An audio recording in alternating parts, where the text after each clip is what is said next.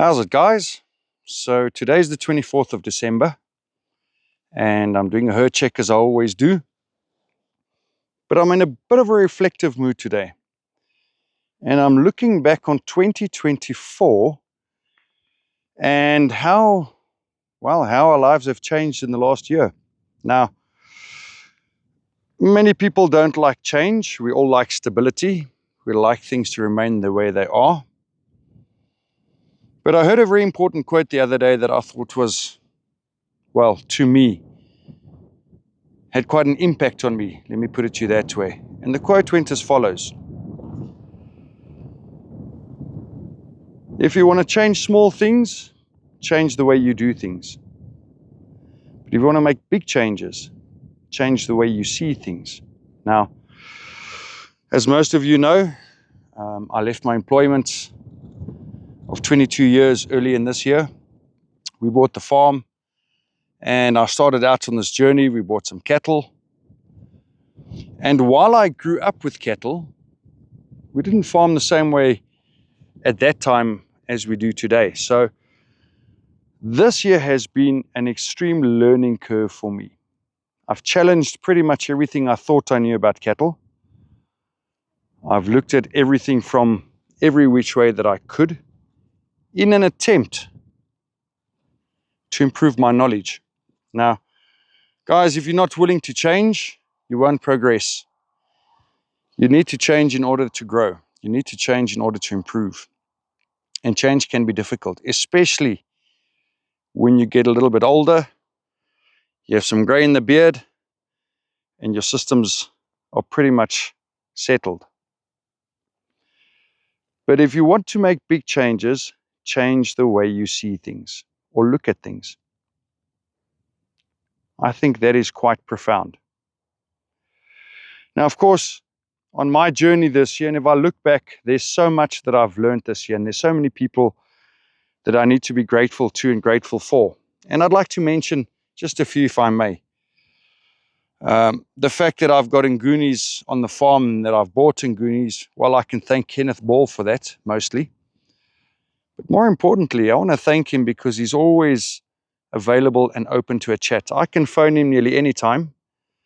And I think I sometimes frustrate him with my questions and my reasonings, and sometimes I can be pretty opinionated as well. But he's always been patient.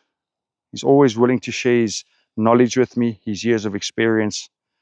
And more importantly, even when I come with a funny idea or funny theory, he's always willing to hash it out and chat it out with me. And it's because of people like him. And the second person is Freddie Besselard. And Freddie Besselard, as you know, I bought my Ngoonies from him. He's also someone that I can phone at any time. And often I'll discuss the same point with two or three different guys, not so much to compare their answers to each other, but you know, every person has his own wealth of experience and his wealth of knowledge. And when you speak to different guys, they often approach things differently and give you different perspectives. So I enjoy speaking to these guys. And the third guy I want to thank is Willie Vermaak. Willie's in a similar position to myself. And I like the way he reasons. He likes to think out of the box.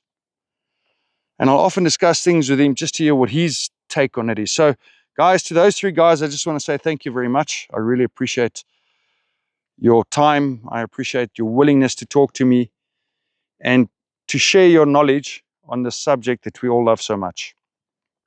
As for the rest of you guys, I hope you have a blessed Christmas. Please keep in mind, Christmas is not about presents and holidays and parties and who knows what else. Christmas is actually about the birth of Christ, who eventually died so that we may live. Now, I understand maybe not everyone's a Christian, and that's your choice. But we need to take this time of the year, I think it's a good time of the year to take stock of the year that's gone by and the year that's coming ahead. So I'm hoping that everyone's blessed. I'm hoping that everyone's prosperous, and prosperity doesn't necessarily mean cash in the bank, although that certainly always does help. But may you just be blessed in your endeavors, your business, your personal life, your marriage, if you have a rocky marriage, your relationship with your children, your siblings. Hope you guys really are blessed. And I hope we're all blessed with rain. It's been raining all around us these last few days, not so much over here. But I know we'll get our rain at the right time and we'll get the right amount. But I hope you guys are blessed. If you're on the roads, please be safe. The roads aren't a safe place to be. Cattle are moving off. They're making this difficult. If you're on holiday, be safe. And I'm looking forward to an even better 2025. As I said, so much has changed in my own personal life. My family and I are blessed more than what we deserve. But I'm hoping and I'm positive that 2025 is going to be an even better year. Now, coming back to cattle, in March, I'll be putting the bulls in, and I'm going to get a lot of practice on heifers and the signs they show just before they calve. Quickly, while I've got Bella in front of me here, Bella's bagging up nicely. When I bought her, the preg test indicated she should calve down in March. Obviously, they weren't correct. And she'll probably calve down in the next week or so, week or two. Now, my sons and I have a bet on the go. I said she'll calve at the end of December. My one son says the 27th, and the other one said she'll calve by tomorrow. So we'll see how that works out. When it comes to determining how close a cow or a heifer is to calving, cows are actually quite easy. It's the heifers that are tough, or cows are easier for that matter. This is something I'll get a lot of practice on in the coming year, because the majority of my animals here are heifers in any case. And heifers, they don't stick to the rules. They make it difficult. So next year, this time, I should be a lot more accurate in my predictions as to when they should calve. But how's this for a prediction? And those of you who might have watched this far, thank you, I appreciate it. But how's this for a prediction? I discussed stockmanship the other day and how we need to observe animals and their behaviors and learn from that. So I noticed that Bella, despite being heavily pregnant, has been mounting one of the heifers that's on heat. Now, usually when animals are heavily pregnant, they stop or they tone down their activities and their actions. They become a lot calmer, because obviously she's carrying quite a heavy weight inside of her. Now, the fact that she's been mounting this heifer fairly aggressively says to me one of two things. Number one, she's closer to calving than what we suspect, although we know she's close, and her system's filled with hormones. Or number two, and this is the one I'm going with, that she's filled with testosterone because she's carrying a bull calf. Now, guys, this is just a shot in the dark. It's like playing the lotto, which I don't do, but maybe I should consider that for 2025. But yeah, it's like playing the lotto. You're just taking a fat chance, and this is what I'm doing here. So let me know in the comments what you think. Do you think she's mounting the heifer because she's filled with testosterone? Is she mounting the heifer because she's close to calving?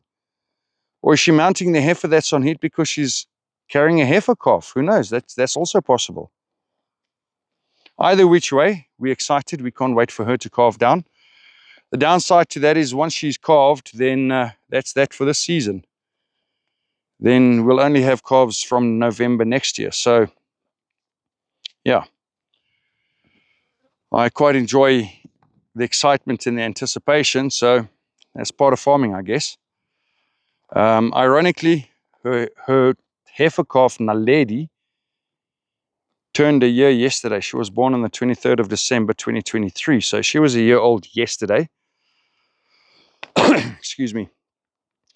And if Bella calves down by the end of December, she'll have an ICP, or an intercalving period, of about 370, 75 days, give or take, which is a little long. But she did calve down at 27 months, so she was fairly young when she calved down. So I'm okay with that being a little bit longer than is the norm. As for the rest of the animals, they're looking good. They're developing well. Their vulvas are developing well, so their reproductive organs are developing the way they should. While I don't expect all of the Cimbras to cycle and be bred successfully, I'm fairly confident, or I'm hoping at least for a 60 or 70% calving rate on them. As you can see, the animals are beautiful, they're shiny, they're sleek. That one over there is a little masculine, but we'll see what she does. But all in all, we're blessed. We're in a very good position, and for that I'm very grateful. The two young calves over there are looking good. I don't want to make this too long. They're growing very well. And if I can just slowly creep up to the old lady over there, old Gogo, she's been here a month and a half and she's starting to show the faintest signs of happy line. So her condition and her hormonal balance is basically kicking in. There's a lady over here. She'll be bulled in March. I haven't seen her come on heat yet. She's got happy lines.